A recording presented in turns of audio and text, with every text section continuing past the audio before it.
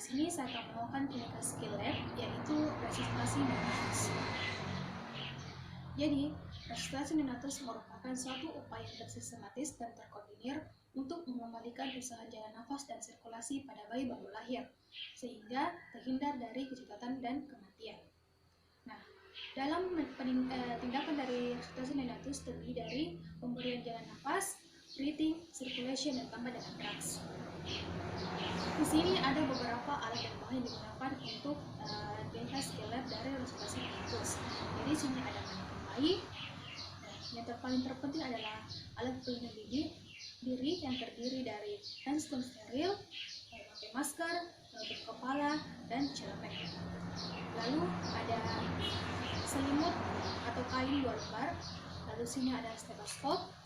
Lalu di sini ada sungkup ditambah dengan armbag. Lalu ada laryngoskop dan ditambah dengan pipa endotracheal. Lalu ada kateter penghisap ditambah dengan mesin penghisapnya. Lalu ada spoid. Di sini juga ada obat-obatan resusitasi seperti obat adrenalin dan obat epinefrin. Lalu di sini ada cairan dextrose 9% ditambah dengan larutan NaCl atau ringan-lampat.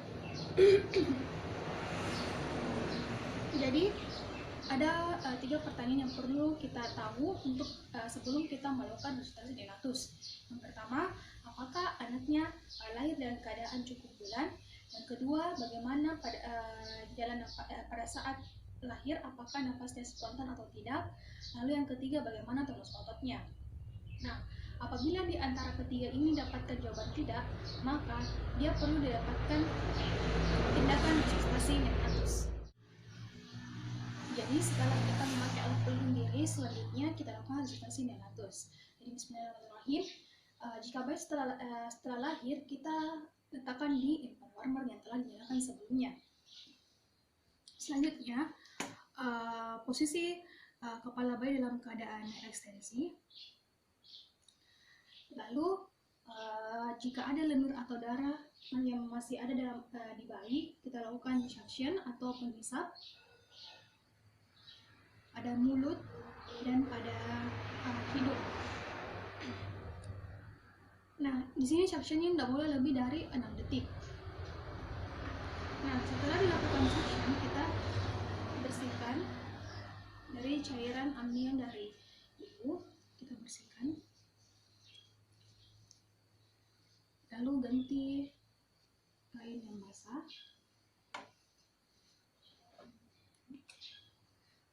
Lalu kita berikan rasa takdir pada si bayi dengan cara menjepitkan tangan di telapak kaki bayi. Nah, apabila didapatkan tidak ada rangsangan, didapatkan frekuensi pernapasan yang masih mengap, frekuensi denyut jantungnya di bawah 100 atau di bawah 60, atau bisa kita lihat dia terdapat cyanosis, maka kita lanjutkan ke tindakan resusitasi neonatus yang pertama, yaitu pemberian jalan nafas. Jadi tetap melakukan suction dalam keadaan kepalanya ekstensi.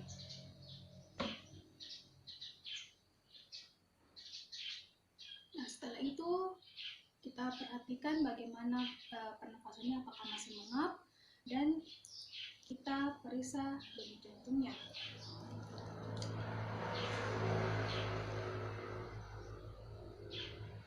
Nah, denyut jantungnya ini kita periksa selama 6 detik dan dikali 10. Apabila masih di bawah 60 atau di bawah 100, maka tindakan selanjutnya yang dilakukan adalah tindakan breathing. Jadi tindakan breathingnya ini yaitu dengan ventilasi tekanan positif atau VTP. Jadi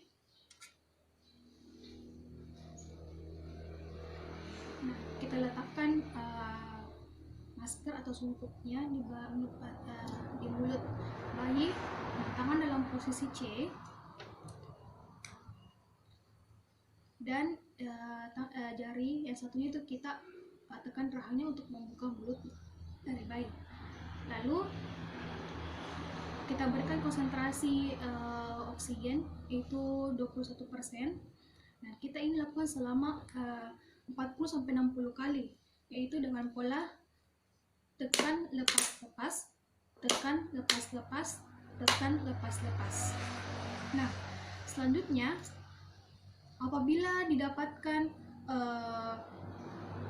denyut jantungnya di atas 100, penampakannya sudah baik dan saturasi oksigennya juga baik, maka tindakan resusitasi telah dihentikan. Tetapi jika didapatkan denyut jantungnya di atas 100 tetapi pernapasannya masih mengap dan saturasinya belum baik, maka perlu dilakukan pemberian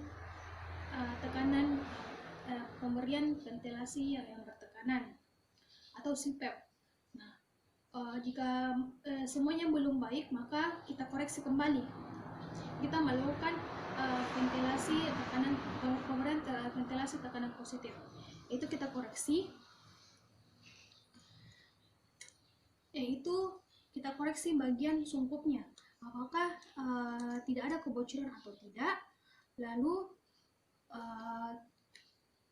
Lalu kita lihat apakah masih ada lendir atau darah di bayi, maka kita lakukan suction kembali. Lalu kita reposisi kepala dari bayi, jadi dia semi ekstensi, tidak fleksi dan tidak terlalu ekstensi. Lalu tekanannya kita naikkan, tetapi tidak melebihi dari 40. Jadi kita reposisi kembali.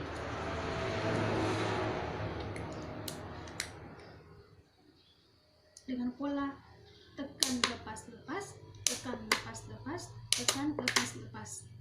Nah, setelah dilakukan tindakan pemberian PTP dan didapatkan pernapasannya masih mengap, frekuensi denyut jantungnya masih di bawah 60, maka kita lakukan dengan pemberian kompresi dada. Ini adalah pemberian PTP dilakukan dengan kompresi dada. Jadi jika didapatkan frekuensi denyut jantungnya di bawah 60, maka dilakukan lagi ventilasi tekanan positif dan kompresi dada dengan pola 1, 2, 3 pompa. Jadi rasionya itu ya 3:1, dilakukan selama 1 menit. Kompresi dadanya itu bisa dengan ibu jari atau jari telunjuk dan jari tengah. Jadi kompresi dadanya itu 1, 2, 3 pompa, 1, 2, 3 pompa, 1, 2, 3 pompa. Nah, apabila didapatkan denyut jantungnya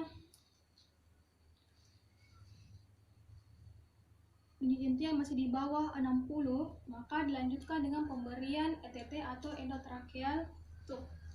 Jadi kepala bayi dihadapkan ke dokter, lalu kita pasangkan lengoskop.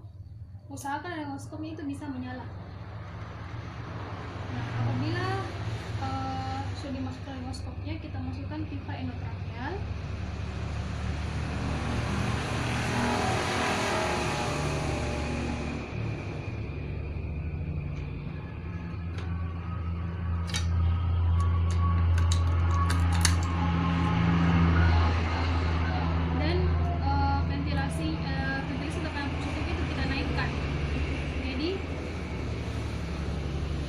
Sambil dengan kompresi dada.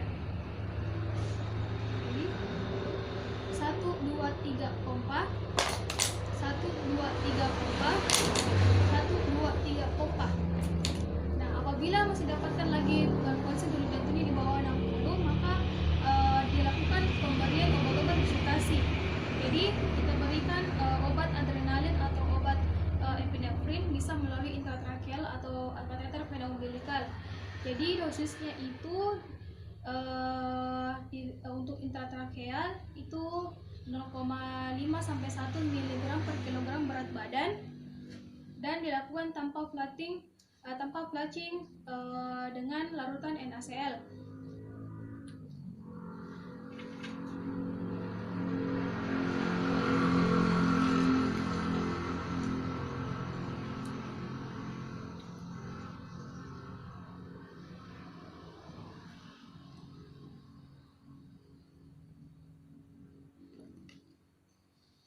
Nah, setelah itu kita lanjutkan lagi kompresi dadanya dan ventilasinya. 1, 2, 3 pompa. 1, 2, 3 pompa. 1, 2, 3 pompa. Setelah itu apabila selama 1 menit kita periksa kembali bagaimana tanda-tanda vitalnya. Nah, apabila didapatkan tanda-tanda vitalnya lebih dari 100, maka tindakan resusitasi dinyatakan berhasil. Jadi itulah tadi tindakan resusitasi pada neonatus. Semoga bermanfaat bagi kita semua. Syukran. Wassalamualaikum warahmatullahi wabarakatuh.